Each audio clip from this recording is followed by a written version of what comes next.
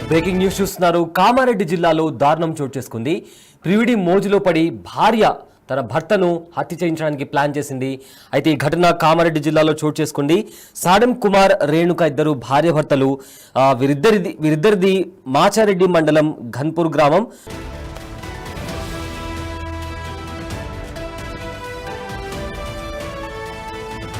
కామారెడ్డి జిల్లాలో దారుణం చోటు చేసుకుంది. ప్రియుడి మోజులో భర్త హత్యకు భార్య ప్లాన్ చేసింది. అయితే సాడెం కుమార్, రేణుక ఇద్దరు భార్య భర్తలు.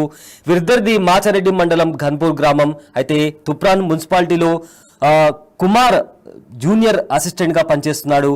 సిరిసిల్ల జిల్లా తంగపల్లి గ్రామానికి చెందిన పూజారి మహేష్ తో రేణుకకు వివాహేతర సంబంధం ఉన్నట్టు తెలుస్తుంది. అయితే భర్త కుమార్ ఆస్తి కోసం రేణుక కుట్ర పన్ని ఎలాగైనా తనను చంపేసి ఆస్తి కాజేయాలని చెప్పి ప్లాన్ చేసింది.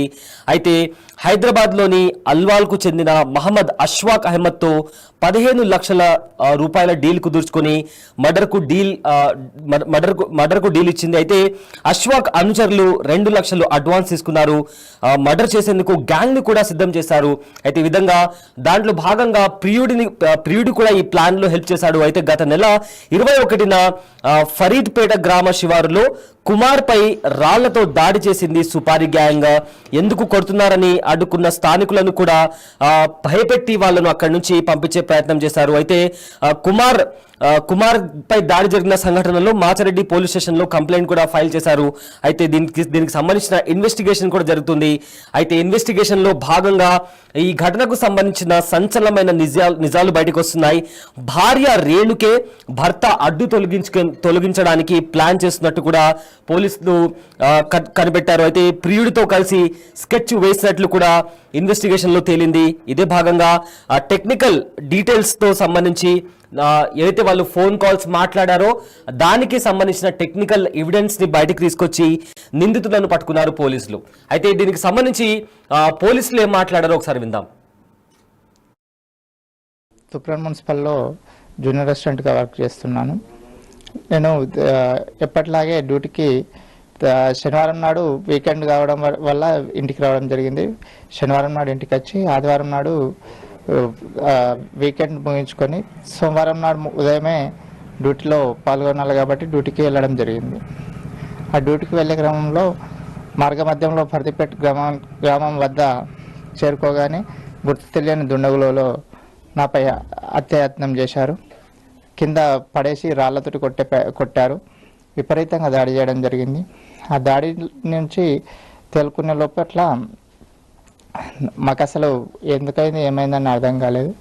ఆ లోపల వేరే ఆ విలేజ్ వాళ్ళు కొంతమంది అటు నుంచి దారి నుంచి రావడం వల్ల వాళ్ళు పరిగెత్తి మేము ప్రాణాలు కాపాడుకోవడం వాళ్ళు పరిగెత్తడం వల్ల ప్రాణాలతో ఈరోజు ఉండడం జరిగింది.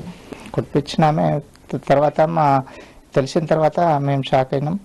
మా ఇంటామన కొట్టిపించింది అనడం వల్ల రేణుక కొట్టిపించింది అనడం వల్ల మేము ఒకసారి కంగుదిని షాక్లోనైనాం. అసలు ఎట్లా ఎందుకు చేసిందని చెప్పేసి మాకేం అర్థం కాలేకపోయింది. పోలీసు వాళ్ళ ఎంక్వైరీలో వాళ్ళ ఎవరితో ఎఫ్ఐఆర్ ఉందని చెప్పేసి కొట్టిపించి అది చంపే ప్రయత్నం చేయించారని తెలిసింది. 15 లక్షలు మాట్లాడారంట చంపడానికి. దానికి గాను 2 లక్షలు అడ్వాన్స్ ఇచ్చారని తెలిసింది. ఇనుపరాళ్ళు తీసుకురావడం జరిగింది, గొడ్డలు తీసుకురావడం జరిగింది చంపడం కోసం. నా పైన ఒక 50 లక్షల పాలసీ ఒక 3 నెలల క్రితం ఏదో చెప్పించిండ్రు. ఇది నా పైన కుట్ర జరుగుతుంది అనేది నాకు ఇది కుట్ర బయటపడ్డ తర్వాత అర్థమైంది. ఎప్పుడు ఎలాంటి డౌట్ అయితే రాలేదు, కానీ ఇది విషయం తెలిసినప్పుడు మాత్రం చాలా కంగు తిన్నాం. ఒకసారి అక్కడ లలిత్ దేవి చారిటబుల్ ట్రస్ట్ అనేది ఒకటి ప్రారంభించారు. ఆ చారిటబుల్ ట్రస్ట్లో మేము ఉద్యోగం కోసం అని పోయింది. అప్పుడు పరిచయం అయినట్టుంది. వాళ్ళ అమ్మ నాన్న వాళ్ళు పిలిచిండ్రు. పని ఉన్నది, పని చేసుకుందు రమ్మని చెప్పేసి వెళ్తే అక్కడికి పోయింది అన్నట్టు. పోయేటి రోజు నా దాంట్లోకి ఫోన్ చేసింది అని చెప్పేసి పోలీసు వాళ్ళు అన్నప్పుడు మేము కంగు తిన్నాం, కానీ నా దాంట్లోకే చేసిందంట. నేను అంటే బాత్రూంలో స్నానానికి ఇట్లా వెళ్ళినప్పుడు చేసిందా ఏమో అని పూర్తిగా అయితే సమాచారం నా దాంట్లోకే పోయిందని చెప్పేసి చెప్పడం జరిగింది. నా కొడుకు పేరు కుమార్. మేము సాడెం మాచిరెడ్డి మండలం గన్పూర్.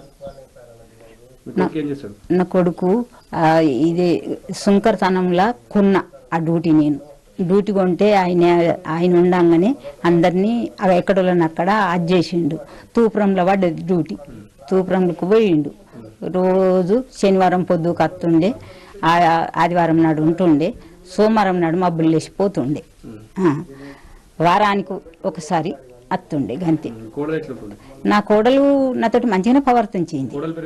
రేణుక మంచిగానే ప్రవర్తించింది. ఎప్పుడు కూడా అది ఇట్లా కయ్యం పెట్టుకున్నట్టు నేను కయ్యం పెట్టుకోలే, ఆమె నాతోటి కయ్యం పెట్టుకోలే. వాళ్ళు కూడా మంచిగానే మామూలుగానే ఉన్నారు. మరి వాళ్ళు కయ్యం పెట్టుకుంటే నేనేం ఊకోకపోతుంటే మామూలుగానే మంచిగానే మెదిలినట్టు మంచిగానే ఉన్నట్టు మంచిగా నటించింది. కానీ మాకు ఇంతవరకు దాకా అవుతుందని తెలియలేదు. వాళ్ళ పోలీసుల దారిని మాకు తెలిసింది.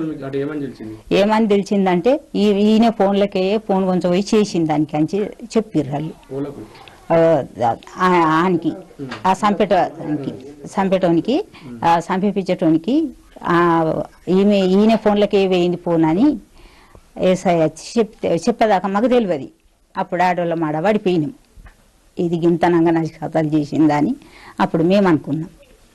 మాకు ఇది అంత గిట్ల చేస్తుందా అని ఎరకలేదు అయ్యా. మేము బయట పడద్దని అనుకున్నాము. ఎట్లా బతకాలో గట్లా బతకాలి అనుకున్నాం. కానీ మమ్మల్ని ఇగో ఇంతవరకు దాకా తెచ్చింది.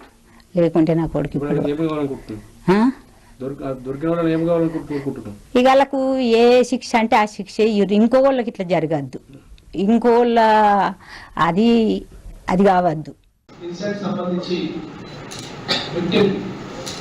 గాయంతో ఉన్నప్పుడు ఇన్ఫర్మేషన్ రావడంతో ఇమీడియట్గా తను హాస్పిటల్ షిఫ్ట్ చేస్తే తను ఇప్పుడు హాస్పిటల్ ట్రీట్మెంట్ ఉన్నారు. ఇవ్వాలంటే ఆ హస్బెండ్ ఆ రోజు పొద్దున 6 గంటల అతను జూనియర్ అసిస్టెంట్గా పనిచేస్తూ ఉన్నాడు మెదక్ జిల్లాలో మున్సిపల్ డిపార్ట్మెంట్లో. ఆ పర్సన్ మార్నింగ్ డ్యూటీకి వెళ్తున్నప్పుడు అతని మీద అటాక్ అయింది. కొంతమంది వ్యక్తులు కార్లు ఆటోలో వచ్చి అతని వెహికల్ని అడ్డగించి అతను దారుణంగా కొట్టి చంపే ప్రయత్నం చేశారు. నక్కి ఆ సమయంలో ఆ రోడ్డు మీద ఒక వెహికల్ తిరగడంతో ఆ వెహికల్ వాళ్ళు అక్కడ ఆపి తిరగడంతో అక్యూజ్ అందరూ కూడా అక్కడ నుంచి పారిపోవడం జరిగింది. ఇన్ఫర్మేషన్ తెలుసుకున్న పోలీస్ టీమ్ సీసీ కెమెరా మొత్తం కూడా వెరిఫై చేసి ఆ అక్యూజ్ ఐడెంటిఫై చేసి పట్టుకోవడం జరిగింది. అండ్ దాంట్లో main reason illegal affair between accused, one of the accused Mahesh and ఎవరైతే ఇప్పుడు గాయాలతో హాస్పిటల్లో ఉన్నాడో అతని వైఫ్ మెయిన్లో అక్యూజ్తో ఉన్నట్టుగా తెలిసింది. సో ఆ లేడీకి అక్యూజ్ మహేష్కి గత 4 సంవత్సరాలుగా ఒక ఇల్లీగల్ అఫేర్ ఉంది. అండ్ దాంతో ఈ హస్బెండ్ని అడ్డు తెచ్చుకొని అతని జాబ్ని తీసుకొని అతనికి వచ్చే కాంపన్సేషన్ తోటి వీళ్ళిద్దరు సెటిల్ అయిన ప్లాన్ తోటి వీళ్ళిద్దరు కలిసి ఒక 15 లక్షల రూపాయల సుపారీకి ఒక గ్యాంగ్ మాట్లాడడం జరిగింది. ఆ గ్యాంగ్కి ఇతని ఫోటోగ్రాఫ్ ఇచ్చి ఇతను చంపాలని చెప్పేసి ఇతను వెళ్ళే రూట్ మొత్తం కూడా స్వయంగా మనకు విక్టిమ్ వాళ్ళ వైఫ్ అండ్ అక్యూజ్ మహేష్ కలిసి ఆ గ్యాంగ్ మొత్తం చూపించి ఒక పథకం పని 21st రోజు మార్నింగ్ ఆ డేట్ ఫిక్స్ చేసుకుని అక్యూజ్ స్వయంగా అక్కడ ఉండి అండ్ వ్యక్తి వాళ్ళ వైఫ్ కూడా మొత్తం ఇన్ఫర్మేషన్ పాస్ ఆన్ చేసి ఎప్పుడైతే ఇంట్లో నుంచి బయలుదేరాడు ఆ ఇన్ఫర్మేషన్ కూడా అక్యూజ్కి ఇవ్వడంతో వాళ్ళు పరీపేట గ్రామ సమీపంలో గల ఈ ప్లేస్లో ఇక్కడ శ్రీరామనగర్లో అక్కడ వాళ్ళని ఆపి అటెంప్ట్ చేయడం జరిగింది. అండ్ దీనికి సంబంధించి ఈ సుపారీకి సంబంధించి ఆల్రెడీ 2 లక్షల రూపాయలు ఈ లేడీ మహేష్ ద్వారా ఆ పర్సన్ ఆ గ్యాంగ్కి ఇవ్వడం జరిగింది. అండ్ ఆ గ్యాంగ్లో ముఖ్యమైన పర్సన్స్ మహమ్మద్ అష్రఫ్, మహమ్మద్ ముబీన్, మహమ్మద్ యాకూబ్. ఈ గ్యాంగ్లో మరొక 2 సభ్యులు ఉన్నారు. వాళ్ళు ఇంకా వాళ్ళ కోసం మేము గాలింపు చర్యలు చేస్తాము. ఈ గ్యాంగ్ మొత్తం కూడా ఆల్వాకు సంబంధించిన వాళ్ళు.